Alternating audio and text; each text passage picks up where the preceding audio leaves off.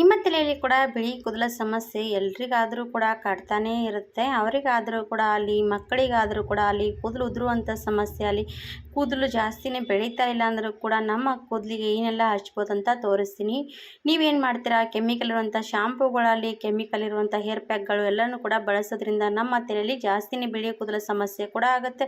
ಹಾಗೆ ಕೂದಲು ಉದುರುವಂಥ ಸಮಸ್ಯೆ ಕೂಡ ಖಂಡಿತವಾಗಿ ಆಗುತ್ತೆ. ಅದರಿಂದ ನಾವು ಯಾವ ರೀತಿ ತಪ್ಪಿಸ್ಕೋಬೋದು ಅಂತ ಇವತ್ತಿನ ವಿಡಿಯೋದಲ್ಲಿ ತೋರಿಸ್ತೀನಿ ಸ್ನೇಹಿತರೆ. ನೀವು ಕೂಡ ನೋಡಿ ಮಾಡ್ಕೊಂಡು ನೋಡಿ, ನಿಮಗೂ ಕೂಡ ಯೂಸ್ ಅನಿಸಿದ್ರೆ ನನ್ನ ವಿಡಿಯೋಗೂ ಕೂಡ ಲೈಕ್ ಕೊಡಿ. ಹಾಗಿದ್ರೆ ಸ್ನೇಹಿತರೆ ಮಾಡುವಂಥ ಪ್ರೊಸೆಸಿಂಗ್ ಕೂಡ ನೋಡಿಕೊಂಡು ಹೋಗಿ. ಹಾಗಾದರೆ ನಾನು ಇವಾಗ ಏನು ಮಾಡ್ತಿದ್ದೀನಿ ಅಂದರೆ, ಒಂದು ಕಬ್ಬಿಣದ ಬಾಣಲಿ ಸ್ಟವ್ ಮೇಲೆ ಇಟ್ಕೊಂಡಿದ್ದೀನಿ. ನೀವು ಕಬ್ಬಿಣದ ಬಾಣಲಿ ಅಂತೇನಿಲ್ಲ, ನೀವು ಯಾವುದಾದ್ರೂ ಕೂಡ ತೊಗೋಬೋದು. ನನ್ನ ಹತ್ರ ಇರುವಂಥದ್ದು ನಾನು ತೊಗೊಂಡಿದ್ದೀನಿ. ಹಾಗೆ ನಾವು ಇವಾಗ ಏನು ಮಾಡ್ತಾಯಿದ್ದೀನಿ ಅಂದರೆ ನೋಡಿ, 1 ಸ್ಪೂನಷ್ಟು ಮೆಂತ್ಯ ಕಾಳಿಂದ ನಮ್ಮ ಕೂದಲು ಚೆನ್ನಾಗಿ ಗ್ರೋತ್ ಆಗುತ್ತೆ ಮತ್ತು ನಮ್ಮ ತಲೆಯಲ್ಲಿ ಉದ್ದವಾಗಿ ಕೂದಲು ಬೆಳೆಯುತ್ತೆ. ಹಾಗೆ ಕೂದಲು ಎಲ್ಲೆಲ್ಲಿಲ್ಲ ಅಲ್ಲೆಲ್ಲ ಕೂದಲು ಚೆನ್ನಾಗಿ ಬೆಳೆಯೋದಕ್ಕೆ ಸ್ಟಾರ್ಟ್ ಆಗುತ್ತೆ. ಅದರ ಜೊತೆಗೆ 1 ಟೇಬಲ್ ಸ್ಪೂನಷ್ಟು ನಾನು ಇವಾಗ ಅದಕ್ಕೆ ಟೀ ಪುಡಿ ಹಾಕ್ತಾಯಿದ್ದೀನಿ. ಟೀ ಪುಡಿ ಹಾಕೋದ್ರಿಂದ ನಮ್ಮ ಕೂದಲಿಗೂ ಕೂಡ ತುಂಬಾ ಗುಣಮಟ್ಟ ಶಕ್ತಿಗಳು ಸಿಗುತ್ತೆ. ಅದರಿಂದ ಕೂಡ ಇವೆರಡೂ ಕೂಡ ಮಿಕ್ಸ್ ಮಾಡಿ ಹಚ್ಚೋದ್ರಿಂದ ನಮ್ಮ ಕೂದಲು ನ್ಯಾಚುರಲಾಗಿ ಕಪ್ಪು ಮಾಡುವಂಥ ಶಕ್ತಿ ಸಿಗುತ್ತೆ ಸ್ನೇಹಿತರೆ. ಯಾವುದೇ ಕೆಮಿಕಲ್ ಬಳಸೋದ್ರ ಬದಲಾಗಿ ಈ ಥರ ಕೂಡ ನೀವು ನ್ಯಾಚುರಲಾಗಿ ನಿಮ್ಮ ಕೂದಲಿಗೆ ಕಪ್ಪು ಬಣ್ಣ ತರ್ಬೋದು. ಹಾಗಾಗಿ ಈ ಥರ ಇರುವಂಥದ್ದು ಖಂಡಿತವಾಗಿ ಟ್ರೈ ಮಾಡಿ ನೋಡಿ. ಹಾಗೆ ಏಜ್ಗಿಂತ ಮುಂಚೆನೇ ಮಕ್ಕಳಾಗಲಿ ದೊಡ್ಡವರಾಗಲಿ ಎಲ್ರಿಗೂ ಕೂಡ ಬಿಳಿ ಕೂದಲ ಸಮಸ್ಯೆ ಕಾಮನ್ ಆಗಿರುವಂಥದ್ದು.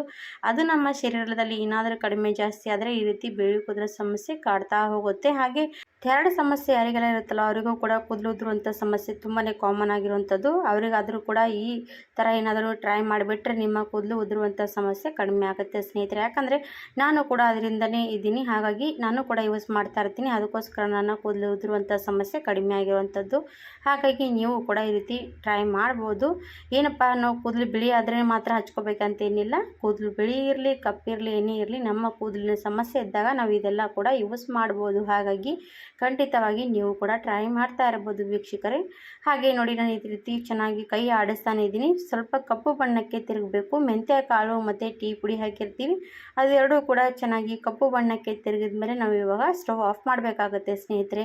ಇದೇನಪ್ಪ, ನಾವು ಕಪ್ಪು ಬಣ್ಣಕ್ಕೆ ಬಂದ ಮೇಲೆ ನಾವು ಆಫ್ ಮಾಡಿಕೊಂಡು ಈ ರೀತಿ ಕಪ್ಪು ಬಣ್ಣ ಚೆನ್ನಾಗಿ ನ್ಯಾಚುರಲಾಗಿ ನಮ್ಮ ಬಿಳಿ ಕೂದಲಿಗೆ ಕಪ್ಪು ಮಾಡೋದಕ್ಕೆ ಇಷ್ಟೆಲ್ಲ ನಮ್ಮ ಒಳ್ಳೆಯ ಗುಣಮಟ್ಟ ಶಕ್ತಿ ಇರುವಂಥದ್ದು ಕಲರ್ ಅಂದರೆ ಏನು ಕೇಳಿಬೇಡಿ ಸ್ನೇಹಿತರೆ.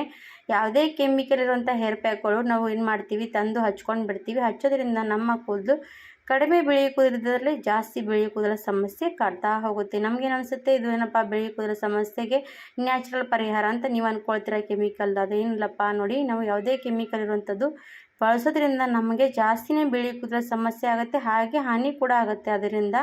ಅದರ ಬದಲಾಗಿ ನಾವು ಈ ಥರ ಕೆಮಿಕಲ್ ಇಲ್ಲದೆ ಇರುವಂಥ ಹೇರ್ ಪ್ಯಾಕ್ಗಳು ಎಷ್ಟೇ ಯೂಸ್ ಮಾಡಿದ್ರೂ ಕೂಡ ನಮಗೂ ಕೂಡ ಹಾನಿ ಆಗಲ್ಲ, ನಮ್ಮ ಕೂದಲಿಗೂ ಕೂಡ ಒಳ್ಳೆ ರಿಸಲ್ಟ್ ಕೊಡ್ತಾ ಹೋಗುತ್ತೆ.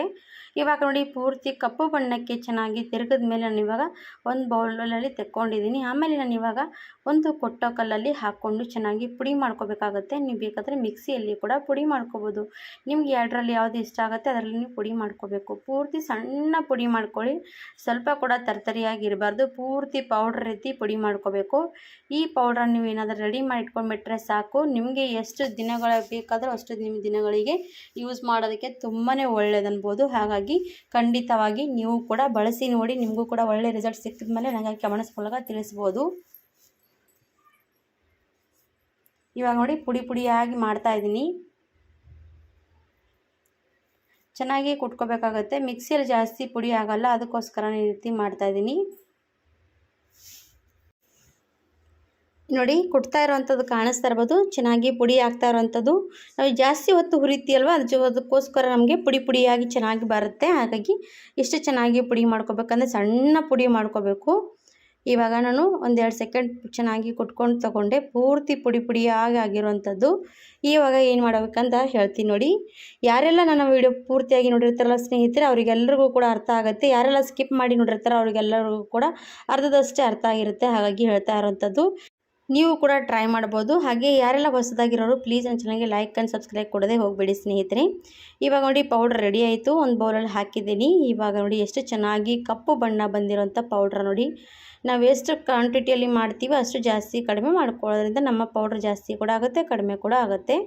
ಇವಾಗ ಈ ಪೌಡ್ರಲ್ಲಿ ನಾನು ಇವಾಗ ಕೊಬ್ಬರಿ ಎಣ್ಣೆ ಸೇರಿಸ್ತಾ ಇರೋವಂಥದ್ದು. ನೋಡಿ ಕೊಬ್ಬರಿ ಎಣ್ಣೆ ಹಾಕಿದ ತಕ್ಷಣ ನೋಡಿ ಪೌಡ್ರ್ ಯಾವ ಕಲರ್ಗೆ ಚೆನ್ನಾಗಿ ಕಲರ್ ಬರ್ತಾ ಇರೋವಂಥದ್ದು, ಎಷ್ಟು ಶೈನಿಯಾಗಿ ಮತ್ತು ಕಪ್ಪು ಬಣ್ಣಕ್ಕೆ ತಿರುಗ್ತಾ ಇರೋವಂಥದ್ದು ನೋಡಿ. ನಾವು ಯಾವಾಗಲೂ ಕೂಡ ಕೊಬ್ಬರಿ ಎಣ್ಣೆ ತಲೆಗೆ ಅಪ್ಲೈ ಮಾಡ್ತಾನೆ ಇರ್ತೀವಿ. ಕೊಬ್ಬರಿ ಎಣ್ಣೆ ಅಪ್ಲೈ ಮಾಡೋದಕ್ಕಿಂತ ಈ ಥರ ಮಿಕ್ಸ್ ಮಾಡಿ ನಮ್ಮ ತಲೆಗೆ ಅಪ್ಲೈ ಮಾಡೋದ್ರಿಂದ ನಮ್ಮ ಕೂದಲು ಕೂಡ ಚೆನ್ನಾಗಿ ಹೊಸದಾಗಿ ಗ್ರೋತ್ ಆಗುತ್ತೆ, ಹಾಗೆ ಅದು ಕೂಡ ಕಪ್ಪು ಬಣ್ಣ ಬರುವಂಥ ಕೂದಲು ಗ್ರೋತ್ ಆಗುವಂಥದ್ದು. ಹಾಗೆ ಕೊಬ್ಬರಿ ಎಣ್ಣೆ ನಮ್ಮ ತಲೆಗೆ ಹಚ್ಚೋ ಬದಲಾಗಿ ಈ ಥರ ಸ್ವಲ್ಪ ಕಷ್ಟಪಟ್ಟು ನಾವು ತಲೆಗೆ ಹಚ್ಚಿದ್ರೆ ನಮ್ಮ ಬಿಳಿ ಕೂದಲು ಕೂಡ ನ್ಯಾಚುರಲಾಗಿ ಕಪ್ಪಾಗುತ್ತೆ, ಹಾಗೆ ಹೊಸದಾಗಿ ಕೂಡ ಕೂದಲು ಬೆಳವಣಿಗೆ ಆಗುತ್ತೆ, ಉದ್ದವಾಗಿ ಕೂಡ ಕೂದಲು ಬೆಳವಣಿಗೆ ಆಗುತ್ತೆ. ಹಾಗಿದ್ದರೆ ಯಾಕೆ ತಡ ಮಾಡ್ತೀರಾ ಸ್ನೇಹಿತರೆ, ವೀಕ್ಷಕರೇ? ನ್ಯಾಚುರಲ್ ಕಲರ್ ನ್ಯಾಚುರಲ್ ಆಗಿ ನೀವು ಕೂಡ ಬಳಸ್ಬೋದು. ಹಾಗಾಗಿ ನಿಮಗೂ ಕೂಡ ಖಂಡಿತವಾಗಿ ಈ ಎಲ್ಲ ಯೂಸ್ಫುಲ್ ಟಿಪ್ಸ್ ನಿಮಗೂ ಕೂಡ ಇಷ್ಟ ಆದರೆ ನಮ್ಮ ವಿಡಿಯೋಗೂ ಕೂಡ ಲೈಕ್ ಕೊಡಿ, ಸಬ್ಸ್ಕ್ರೈಬ್ ಮಾಡಿ, ಶೇರ್ ಮಾಡಿ ಅಂತ ಕೇಳ್ಕೊಳ್ತೀನಿ. ಈ ರೀತಿ ನಾವು ತಲೆಗೆ ಅಪ್ಲೈ ಮಾಡಿ 1 ಗಂಟೆಗಳ ಕಾಲ ಬಿಟ್ಕೊಂಡು ವಾಶ್ ಮಾಡ್ಬೋದು. ಶಾಂಪು ಮಾತ್ರ ಬಳಸೋದಕ್ಕೆ ಹೋಗಬೇಡಿ ಸ್ನೇಹಿತರೆ. ಹಾಗಿದ್ರೆ ಯಾಕೆ ತಡ ಮಾಡ್ತೀರಾ, ನೋಡಿ ಟ್ರೈ ಮಾಡಿ. ಧನ್ಯವಾದ.